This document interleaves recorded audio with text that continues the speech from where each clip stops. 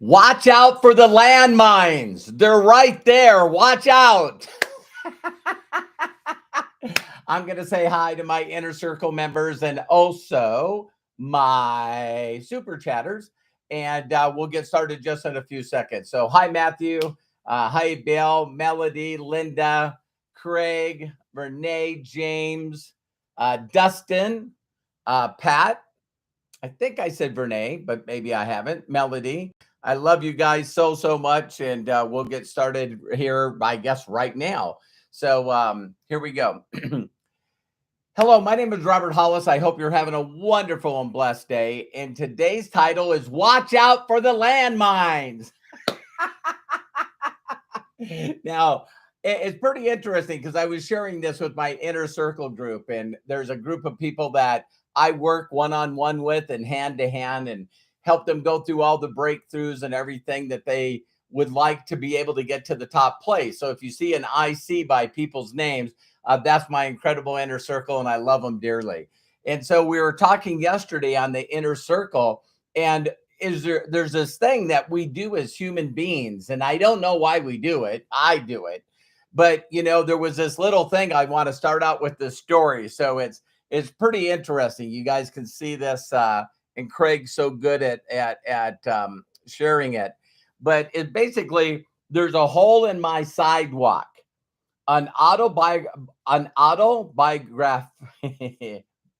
I'm dyslexic, so autobiography. Yay! In 5 short chapters.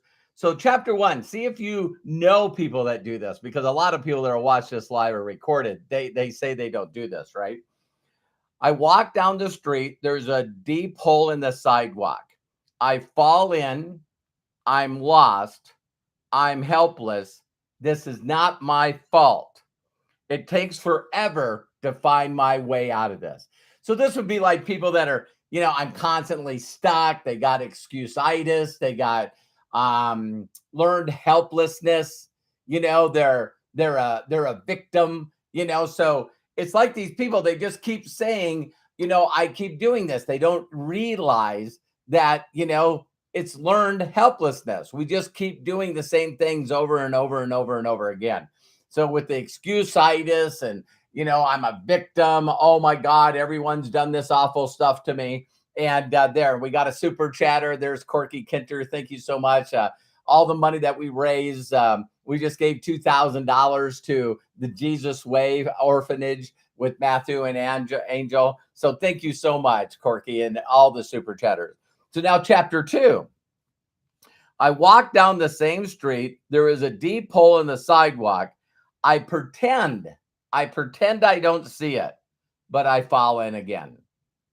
I can't believe I'm in this same place, but it's not my fault. Say, it's like, don't want to take personal responsibility. And it still takes me a long time to get out of this hole. All right. Chapter 3. I walk down the same street. There is a deep hole in the sidewalk. I see it there. But I still fall in. It's a habit. But my eyes are open and I know where I am. I do have a choice and I get out immediately. So as soon as you stop blaming people in your environment and things that are out of your control and start taking personal responsibility, it's like sometimes we still fall in the hole, right? But we get out immediately. Chapter 4. I walk down the same street. There is the deep hole in the sidewalk. I walk around it.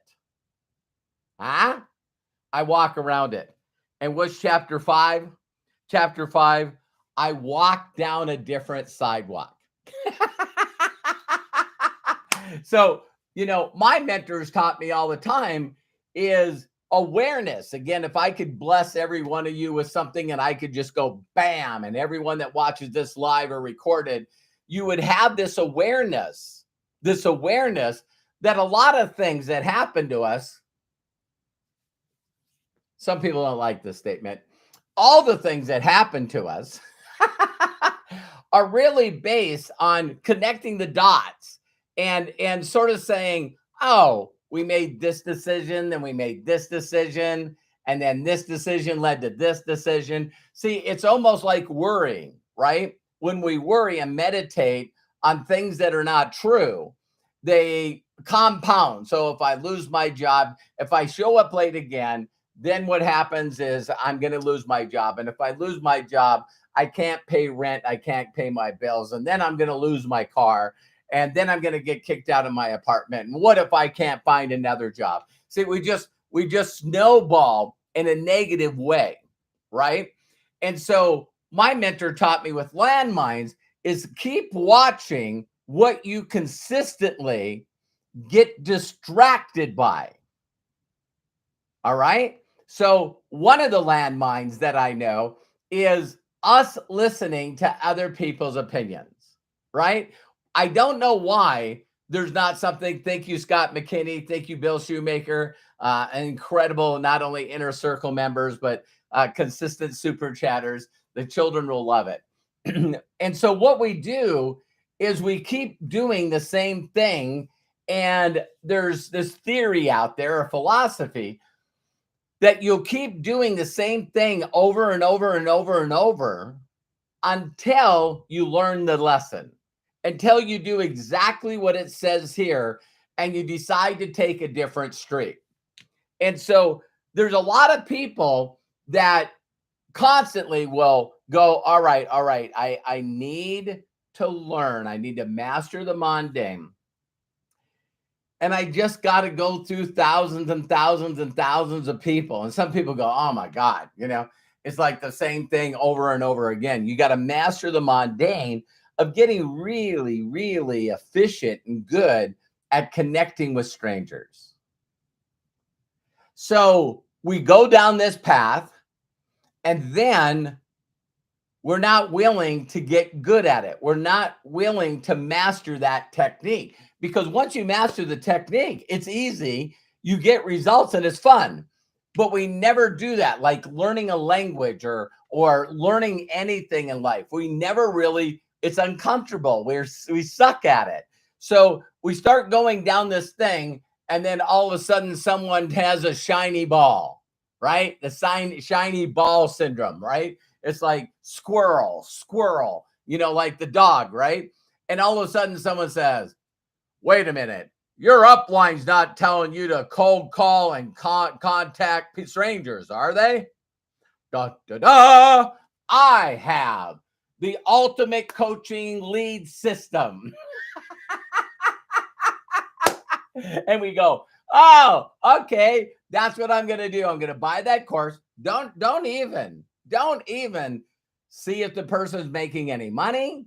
You never see if they're actually building an organization. It's always funny. It's the people that are not building organization that has all the answers to the people that don't know how to build an organization. So understand, it's our attitude of saying, listen, I'm going to figure this out. I'm going to get good at this. I'm going to get better at this. I'm going to get gooder at it. And one day I'm going to be so effective and so good at mastering the little techniques that need to be done. Bruce Lee, the very, very, very famous martial artist. One time someone told him when mixed martial arts were coming out. Mixed martial arts means the person knows, judo. The person knows taekwondo. The person knows karate. The person knows taekwondo and jujitsu. So they have all these skills, right? And Bruce Lee was asked one time, are you ever worried about these people that are black belts in multiple skills? And he said, no. He said, but you find me the person that practices one technique 10,000 times, that's the person I'm scared of. Because just like Mike Tyson, his coach and his mentor showed him this 6-punch combination. And it all came off from one person throwing a right punch or a jab. So as soon as they jab, he would duck 1, 2, 3, 4, 5, 6, even an uppercut, And so he had this 6-punch combination that he mastered. And so it was just a matter of time where you went in there and threw that punch, and then it was pop, pop, pop, pop, pop, pop, pop, pop, and the guy's down. Youngest heavyweight world champion in the world. I think he did it at the age of 19. So it's these people that there's a book out there called Outliers, right? And he also wrote Tipping Point. And it's these people that master something so simple and easy that they become above average at it. And when they become above average, people go, wow, look what that guy can do. It could be magic. It could be singing. It could be stacking plastic cups. It doesn't make a difference what it is. It's someone works at something so that they're above ordinary or average people at doing that thing. So when my mentor first shared this business with me 36 years ago, he was going, Robert, there will be companies that will seek you out and want to pay you millions of dollars to work for them. And he goes, you don't have to worry about your body like an athlete getting hurt. You see what I mean? He said, if you use your mind and your skills to learn to connect with another human being, to get them to know, like, and trust you, because people don't care what you know unless they know that you care. You got to focus on listening, and you got to be really, really good at getting other people to go, man, I like that person. Oh my God, do you ever met so-and-so? I love them. They're awesome.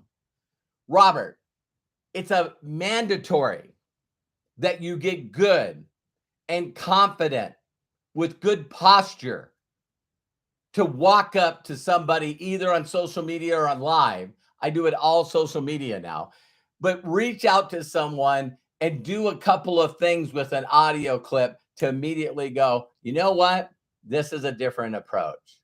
You know what? I like this person. You know what? I think I'm interested in seeing where this goes. I never thought about it till just right now. There's people that male and female, right? And what do we call it? They got game, right?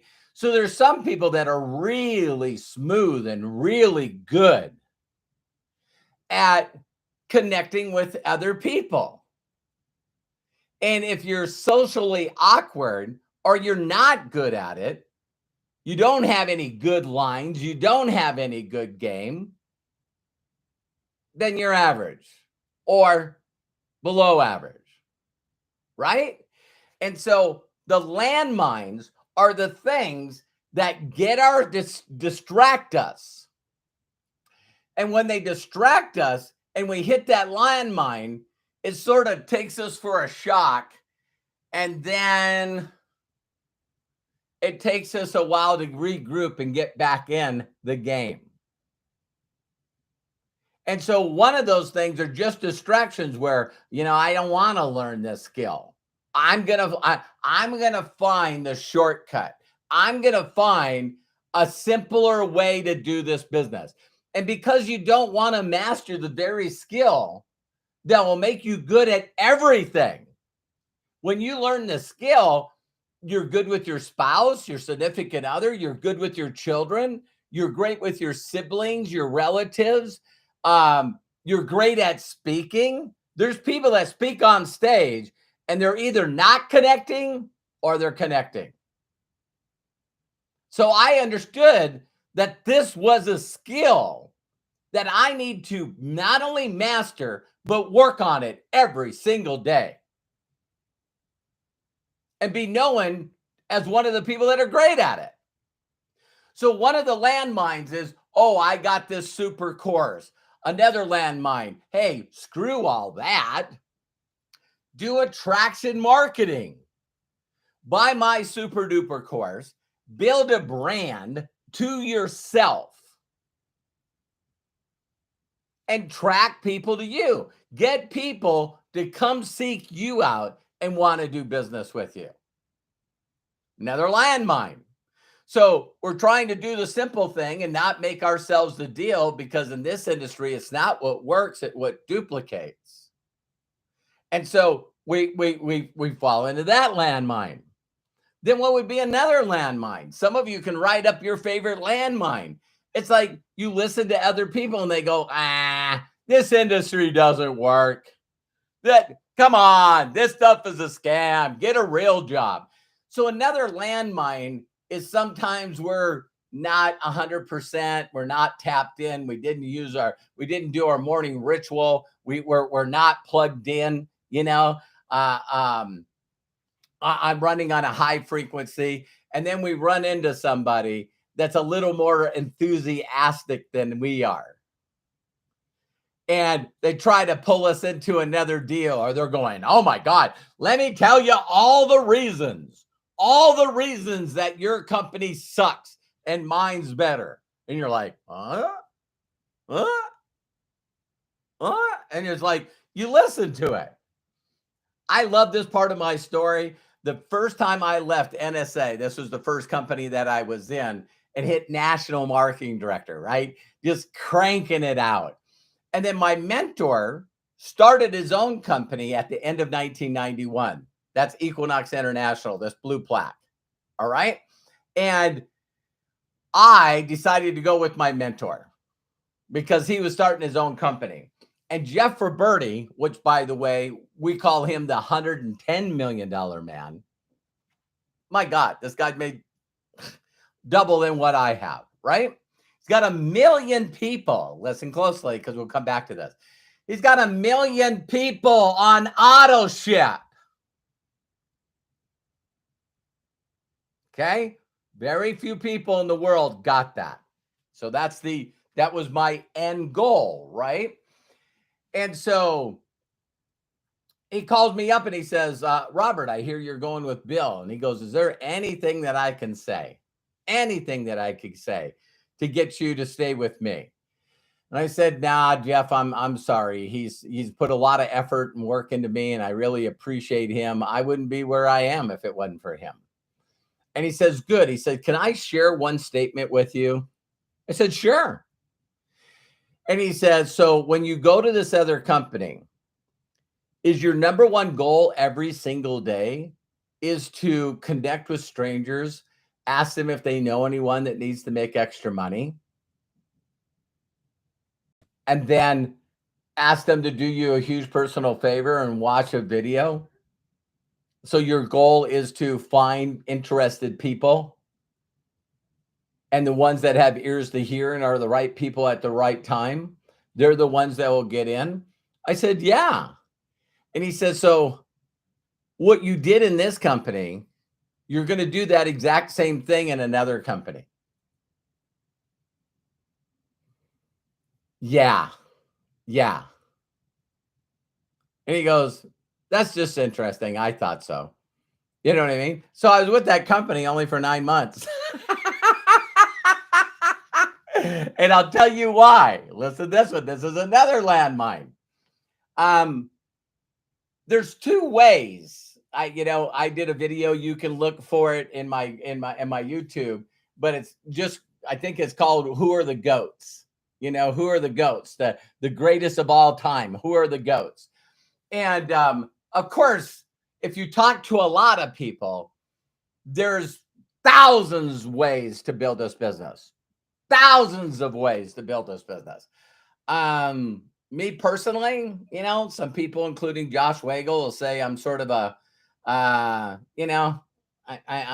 sort of a, I cause a bunch of static. I cause controversy. I'm just not like the other people, I guess. And so I learned this philosophy like Jeff Roberti. And the philosophy is I would like a lot of people, in this example, 1 million people. I'd like 1 million people doing a little bit.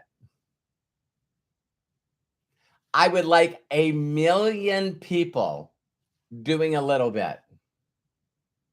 That's one philosophy.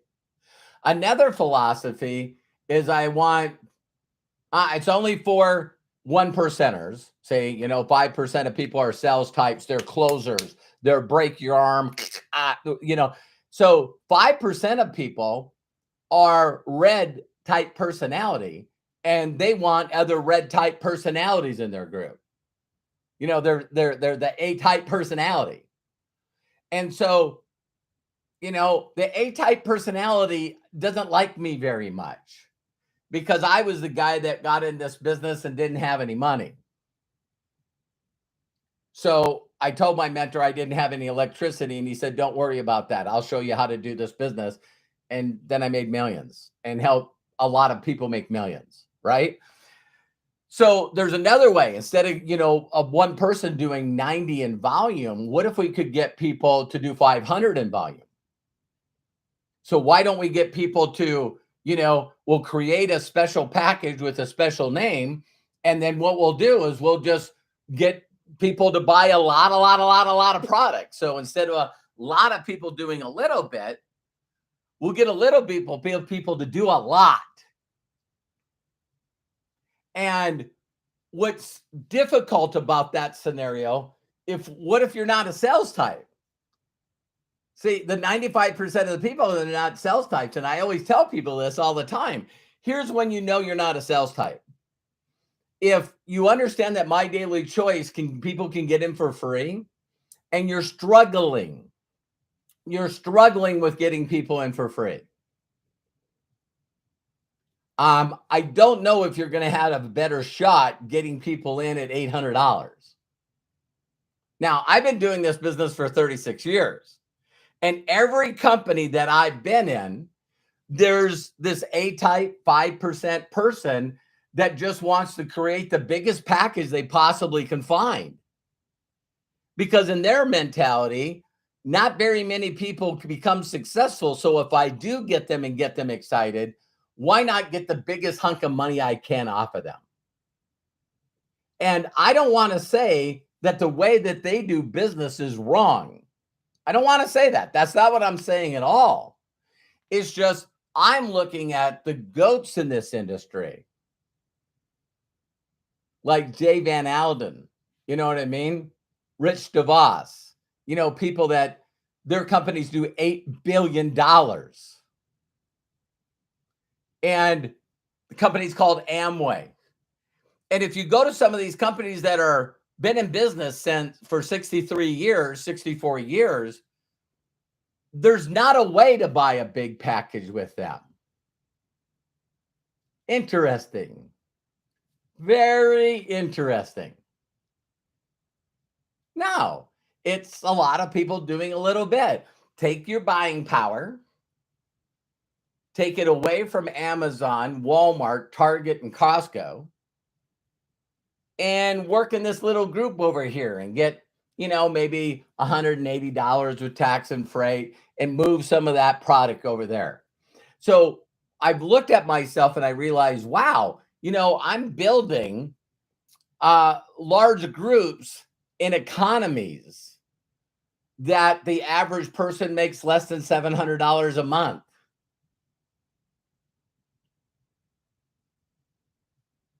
So having a package with tax and freight that is 2 months' salary, or some of the places that I've built in Asia and some of the places that I've built in South America, that would be a half a year's salary. You see what I'm saying? So what people have a tendency of doing is they keep getting distracted or they keep going to the same landmine. And when they hit that landmine and it blows them up and takes them out of it, that's when they start second guessing, right? They go, this business doesn't work. Very few people make money at this. This is not for me. I'm not a people person. It's just the long-term philosophy of what you want to do. So when I got in this business, I remember that my mentor said, Robert, I got 30,000 people responsible for my income. And I thought, wow, if you make 60 grand a month, if you had 30,000 people that were all doing whatever the qualification was, That's stability. That's stability. That's certainty. Because it's very, very difficult to get 1 million people to quit all at the same time. And it was funny. So you guys really know that people keep falling for these landmines. I think it's very, very interesting that, business from home, so Ted, the guy that runs that, recently was doing some posts and he said 99.999999. Now, I don't know where he got that number, but he said hardly anybody makes residual income. And I was like, what? Me, I don't get in these controversial things, right? I'm not going to make a post and say that he's wrong. My mentor showed me how to do that. So my goal is not me making money. It's how many people that I can get making money. And so I want you to think of the landmines that you consistently keep stepping in. And just like this little poem here at the bottom, Portra Nelson, 1977. There's a hole in my sidewalk, New York, a popular library press. So I'm pretty sure that Craig posted that. So I want you to ask yourself, how many times do you step in the same hole in the sidewalk? How many times do you keep falling for the landmine? Because what we do as human beings, me being one of these, is we got a certain path that we know that we want to accomplish. And this is called long-term. So long-term is I still haven't hit my goal. I got to 758,000 people in my group that were basically buying a box of coffee a month, 30 sachets in it. And I got up to $40 million, $40 million a month in volume. Do you guys know that that's $480 million in a year?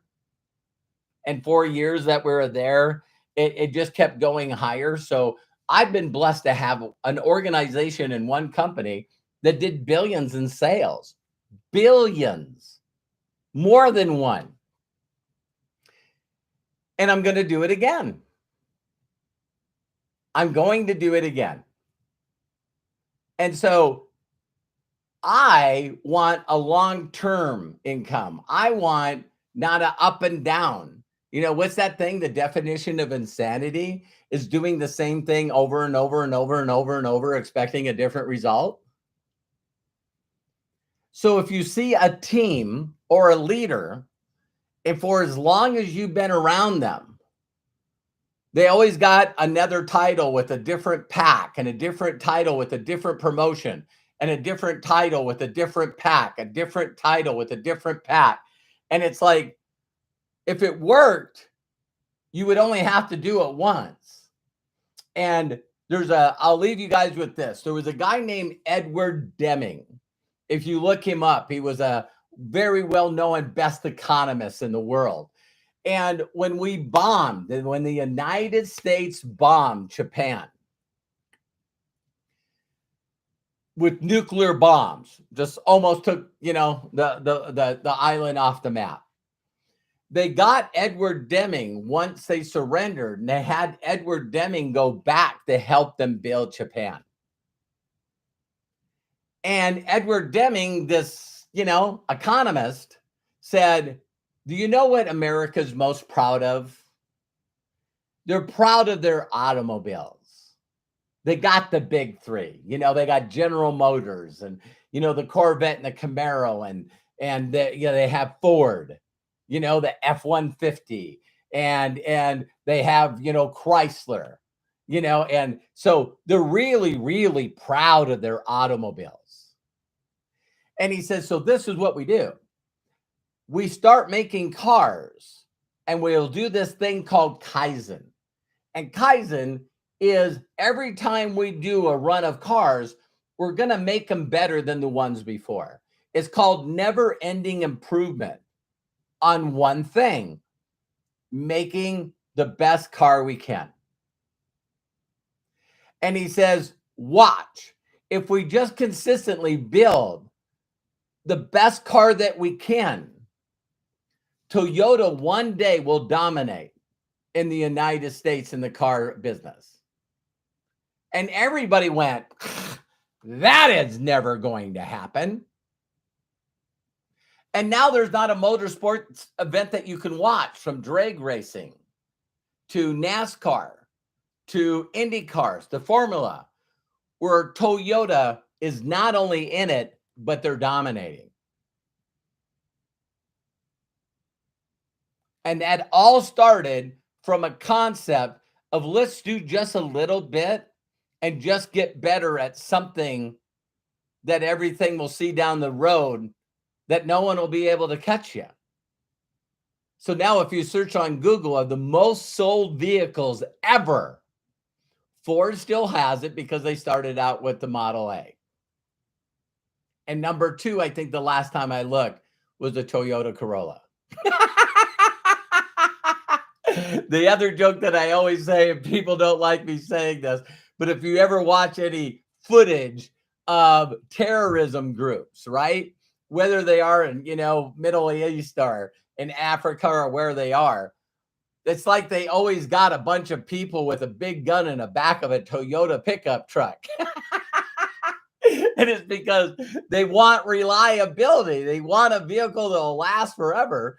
And me, as a Toyota mechanic, I worked on those vehicles that came in that had 200, 300,000 miles on them.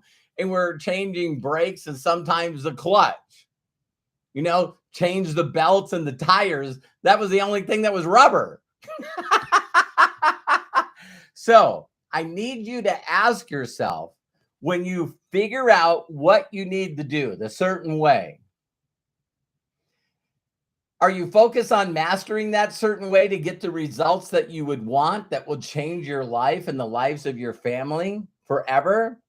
Or do you keep falling into landmines? Here's the next new way of doing the business. Here's another new way of doing this business. Here's another new way of doing this business. Here's a new company. Here's another new way. Here's another new way.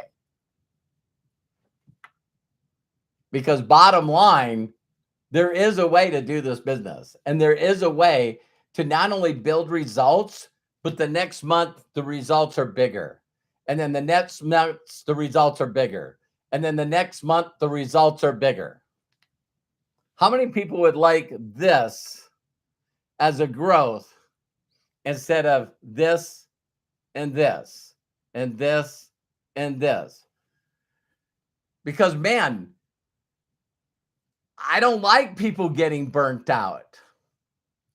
So it's my philosophy, 36 years of my experience. Do other people have different philosophies and probably think that I'm an idiot? I'm sure there is. So I love and appreciate each and every one of you. Be very mindful of the pitfalls and the distraction and the shiny ball syndrome, because marketers are geniuses. Marketers are geniuses. And so they'll find something that a group of people will get on, like, oh my God, network marketing has very expensive products. And then they'll use that very thing to pull all the people that don't know the certain way into a company. Because someone said, I'm sick and tired of paying, high prices for premium quality products. How many of you wear the cheapest clothes you can find? It's like, do you drive the cheapest car? Do you have the cheapest furniture? You see what I mean? It's like, what? It's like, so there is a group of people that believe, because they lead with the product, that people go, oh my God, what? That, how high that is? And you go, landmine again. So no, in your mind, you believe the products are expensive, instead of understanding that the premium quality products have value. But the value is attached to an opportunity to actually get your family a check every week. that eventually turns into bigger checks, that turns into doubling your income, that turn into financial freedom. That's why I lead with the opportunity. So I love and appreciate you. If I can do this, you can do this. I believe in you. I love and appreciate you. Please do me a huge personal favor and share this video with people that are tired of going into landmines and would like a clear map of how to make this business and make it successful for you and your family, and how not to hit the landmines. So if no one's giving you permission to succeed in life, let me be the first. Look for the Ask Me Anythings. We're doing one tomorrow, but you can also go to the YouTube channel and see the ones. We're almost a year of doing Ask Me Anythings at the end of this month. And so I love and appreciate you. Have a very great day and a great weekend. And I love and appreciate you. Have a great day and bye for now.